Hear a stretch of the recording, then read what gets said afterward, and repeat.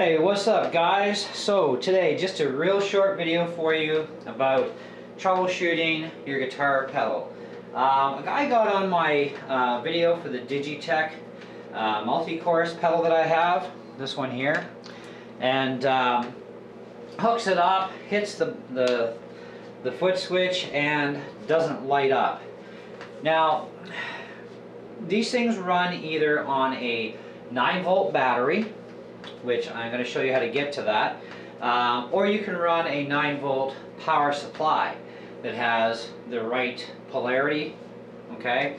And you also have to have at least, I would say to be on the safe side, at least a 100 milliamp power supply. I mean, they don't chew up much more than about 50, but a 100 milliamp power supply at least to power the pedal at full strength. So I've got everything here hooked into a loop because I got all my pedals connected. So generally you just hit the button, light goes on, and what guitar do I have plugged in here?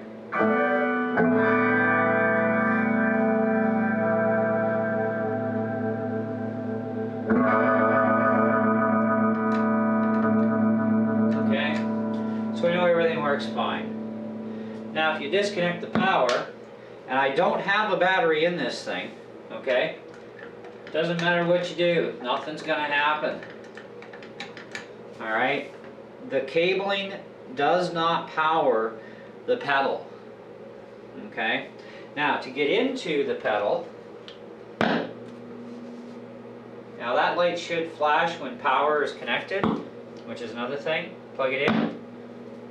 You should get a couple flashes, goes out. Right? Stomp it, goes on, off.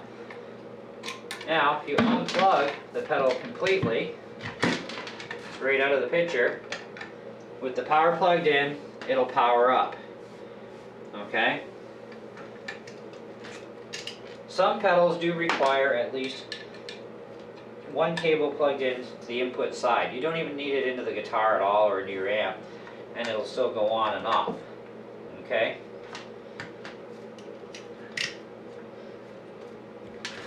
Now if we take something like this Ibanez pedal,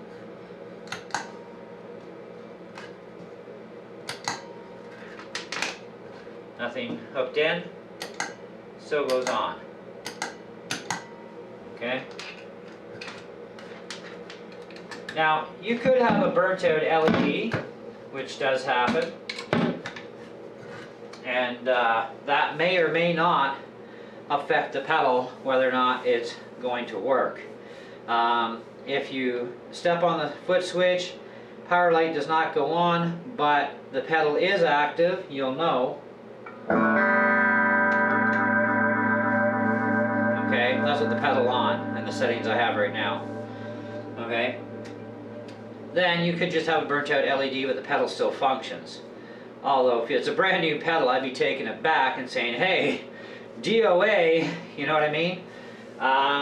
Now to get into these Digitech pedals, there's a little button on either side, right? So you just gotta push in on it.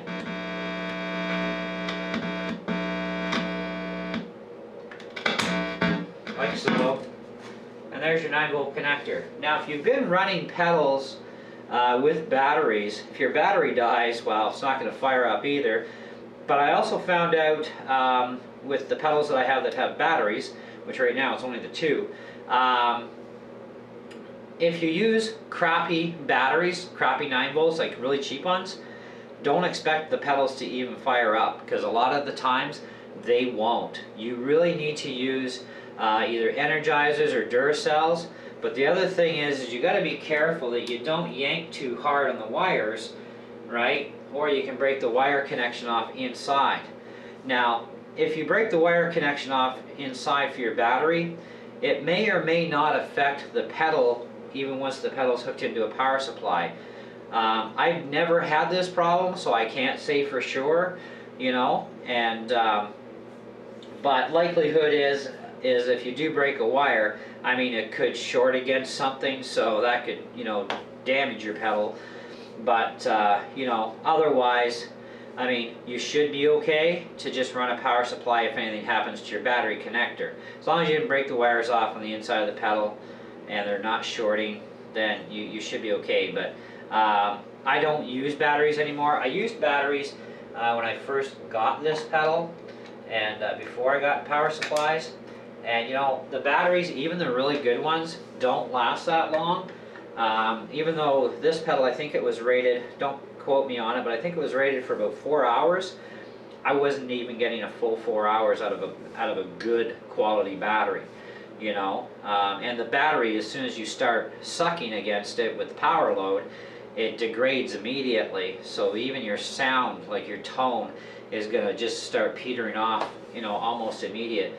So the power supply thing is actually the better way to go. And make sure you got the right polarity too. On your pedal, if it's not marked somewhere in here on the back, then check your manual that came with it. It'll tell you what your polarity is. You can check the back of the pedal. Some pedals have it marked, some don't. Now these ones right now, I can tell you that they are all, actually let me just unplug one of these. The negative is the inside tap and the positive is the outside tap. Okay, so your inside hole, okay, that's going to be your negative. And your outside, that's going to be your positive. And every one of these pedals has the exact same polarity that I have right now. And I've got the Outlaw series, I've got the EX, I've got the Digitech, and I've got the Ibanez. And they all run the same polarity, same voltage. And they're all within about 50 milliamps is about the most power they draw. So, you know, but like I said, you need at least 100 milliamps to run a pedal full out and proper with, you know, having, you know, lots of amperage there in reserve, you know. But that's your basic troubleshooting, guys. As far as that goes, I mean, you could have a pedal that, you know, it lights up but it still doesn't work. If you dropped your pedals, you know, you could have broken a connection somewhere on one of your pots, your control knobs, you know, and that can still affect whether or not the pedal works. But, you know, otherwise, there's pretty much no excuse for it to not work if you've got everything hooked up the way you should. What else can I tell you? That's pretty much about it, you know, that I can think of at the top of my head. But if you do have a question, you know, feel free to ask, and I'll do the best I can to answer it. But otherwise, that's your basic troubleshooting for your pedals to find out why they're possibly not working.